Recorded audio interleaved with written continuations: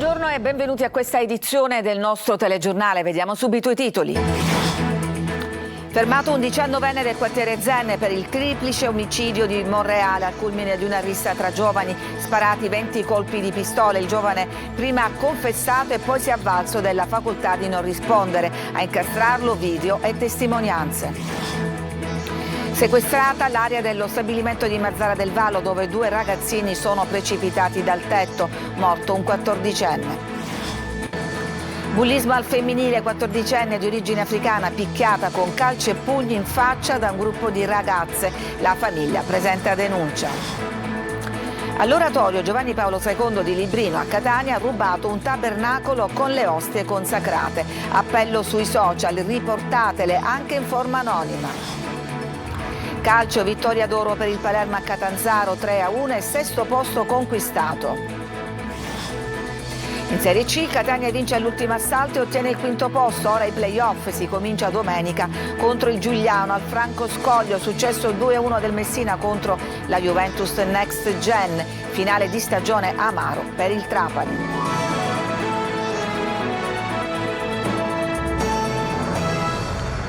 Strage di Monreale, c'è un fermato e un 19enne palermitano accusato di aver ucciso 3 ragazzi durante una rissa scoppiata nel centro di Monreale. Sentiamo Marco Gullà.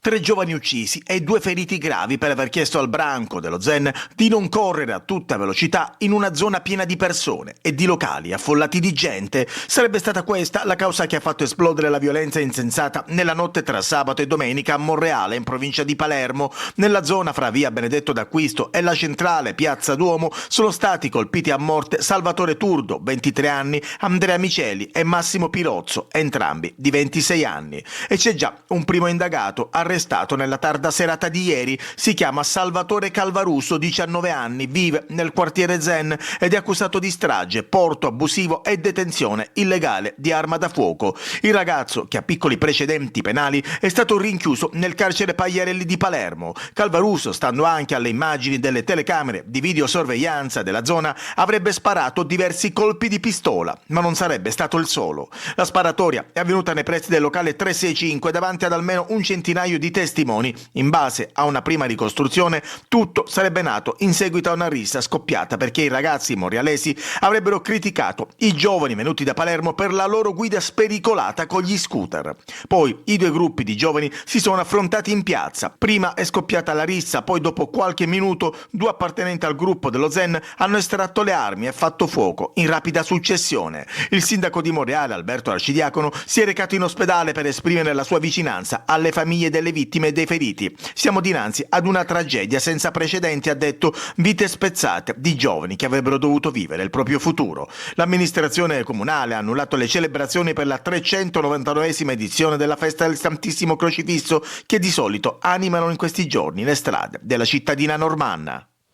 E ci sono altri dettagli su questa vicenda. Salvatore Calvaruso, il giovane arrestato, prima ha confessato con dichiarazioni spontanee e poi si è avvalso della facoltà di non rispondere. Il ragazzo dunque ha ammesso i fatti in un primo momento, ma poi davanti al PM si è rifiutato di rispondere. Pertanto le sue dichiarazioni allo Stato non sono utilizzabili. A incastrarlo sono stati i video delle telecamere di videosorveglianza della zona e le dichiarazioni di una serie di testimoni. Sul luogo della rissa sono poi stati trovati gli occhiali che il ragazzo, che in sede di dichiarazioni spontanee aveva detto di aver perso. Inoltre un amico del giovane, sentito dai magistrati, ha sostenuto di aver prestato il motorino all'indagato la notte della sparatoria e che poche ore dopo si sarebbe presentato a lui chiedendogli di denunciare il furto del mezzo perché, virgolettato, aveva combinato un macello sparando ed uccidendo 2 persone. Il testimone ha descritto l'abbigliamento dell'amico che corrispondeva a quello che l'indagato aveva detto di indossare. Infine Calvaruso è stato riconosciuto dai testimoni in foto. C'è l'ultimo aggiornamento dalle agenzie secondo cui la procura di Palermo gli contesta il reato di strage, sparando molteplici colpi ad altezza d'uomo. Si legge nel provvedimento di fermo emesso dalla procura, praticamente in un tratto di strada molto affollato ha indubbiamente, scrivono i magistrati, messo a repentaglio l'incolumità pubblica. Chiudiamo questa pagina dedicata alla strage di Monreale, ma c'è un'altra tragica fatalità avvenuta in provincia di Trapani, a Mazara del Vallo. Sotto sequestro l'area dell'ex stabilimento dove ieri pomeriggio è morto un 14enne. Il ragazzino, insieme ad un amico, era salito sul tetto per giocare, precipitando. Sentiamo Laura Spanò.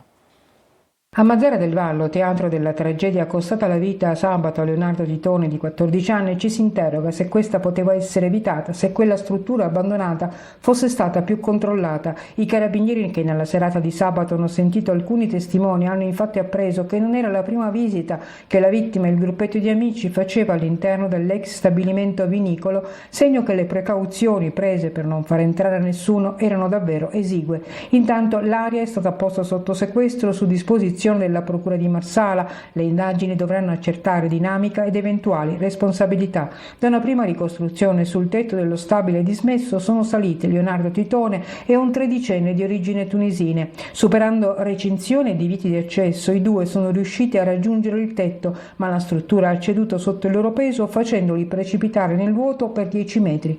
Leonardo Titone è morto sul colpo. Il 13enne ha riportato una grave frattura al piede destro ed è ricoverato al De Cristina di Palermo. Ad attenderli c'erano gli altri amici che, non vedendoli tornare, hanno dato l'allarme e chiamato i soccorsi, permettendo l'intervento delle forze dell'ordine e dei sanitari del 118. Intanto la mamma di Leonardo, che vive in Germania, sui social ha lanciato un appello di ritardare l'eventuale funerale del figlio per permettere a lei e alla sorella di Leonardo di poter essere presente a Mazara. Purtroppo si tratta dell'ennesima tragedia in Sicilia. Un mese fa a Catania un altro ragazzino di 16 anni era precipitato da un lucernaio del parcheggio esterno del centro commerciale di Belpasso. Simone D'Arrigo, nonostante gli sforzi disperati dei medici per salvarlo, era deceduto poco dopo il suo arrivo in ospedale. Ad Avola, nel Siracusano, un gruppo di ragazzine ha aggredito una 14enne di origine africana e tutti gli altri a filmare senza chiamare soccorsi. Francesco Aloi. Un sabato sera di violenza, l'ennesimo che coinvolge giovanissimi. Qui siamo ad Avola, nel Siracusano. Diverse ragazze, tutte contro una 14enne, italiana ma di origini africane, probabilmente una coetanea. Prima le parole, gli insulti, poi la violenza fisica. Questo video virale sui social è soltanto uno dei tanti filmati registrati mentre l'aggressione avanzava, tutti con i cellulari in mano. Nessuno però ha chiamato il 112. Soltanto nella tarda mattinata, poco dopo le 12, la ragazza si è recata in commissariato con i genitori per sporgere denuncia. Non sarà difficile per i poliziotti dare un nome ai tanti volti che si vedono nel video, partendo da chi ha partecipato attivamente all'aggressione.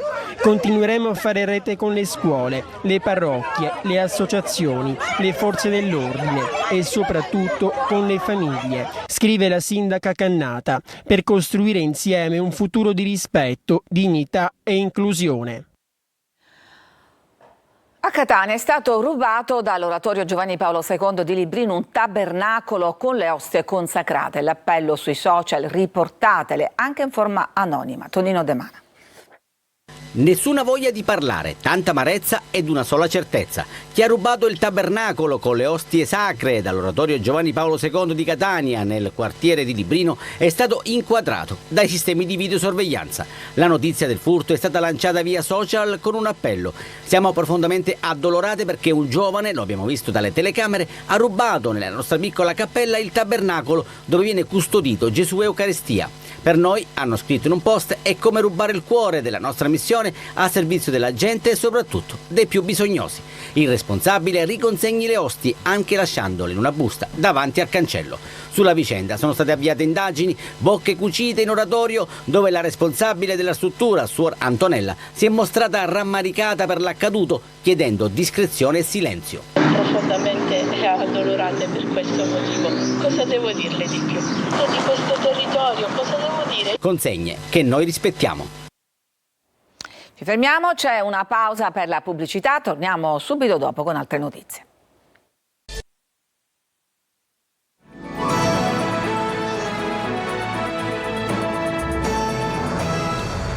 Ieri in 17 spiagge della Sicilia i volontari di Plastic Free sono andati a caccia di rifiuti. Noi siamo stati a Siracusa con Francesco Aloi. La loro buona volontà, un esempio per tutti. È domenica mattina. Chi non lavora ne approfitta per riposare un po' o fare una gita fuori porta. E poi c'è chi coglie l'occasione per un gesto d'amore verso l'ambiente. Vivo qui, quindi se tutti nel mondo facessero un po' questo, dove viviamo, aiutassimo un po' a pulire, a far stare un po' tutti meglio, sarebbe sicuramente una cosa utile. Però insomma facciamo quel che possiamo con la quantità di gente che siamo e quindi meglio così. L'area del parcheggio Talete a Ortigia, Siracusa, è tra i 17 siti attenzionati da Plastic Free nel weekend dedicato all'ecologia. Muniti di guanti e sacchi si va a caccia di rifiuti. Principalmente plastica, pezzi di pneumatici, cassette di plastica, principalmente materiale plastico o vetro. Non sono mai troppi i grazie rivolti ai volontari, un esercito fatto da donne e uomini, ragazze e ragazzi, che arriva lì dove il pubblico non va. Siamo davvero entusiasti. Potremmo benissimo passare le nostre domeniche in famiglia, divertirci, però anche questo momento diciamo che è un momento importante per la società, per la città dove viviamo. Per avere un mondo più pulito basta poco, non abbandonare rifiuti in giro e soprattutto avere giusto un po' di amore per l'ambiente.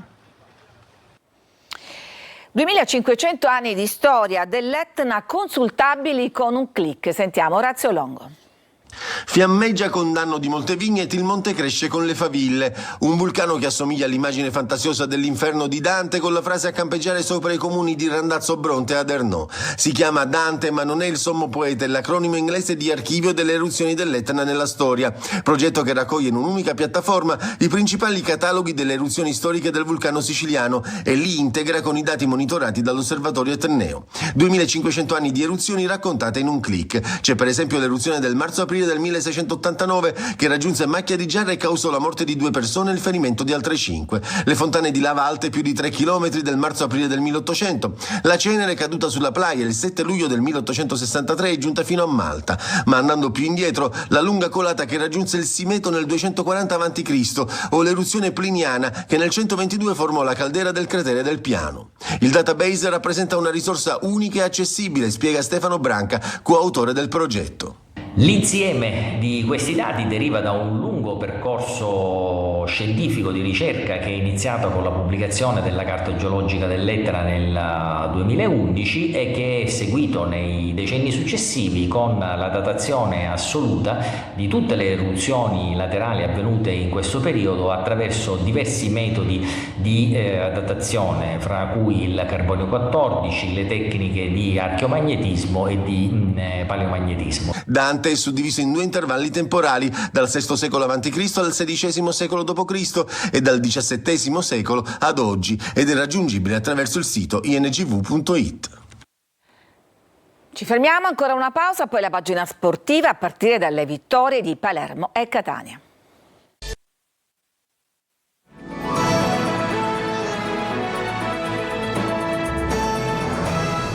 Siamo al calcio, vittoria ad oro per il Palermo a Catanzaro, 3-1 e 6° posto conquistato. Marco Gullà.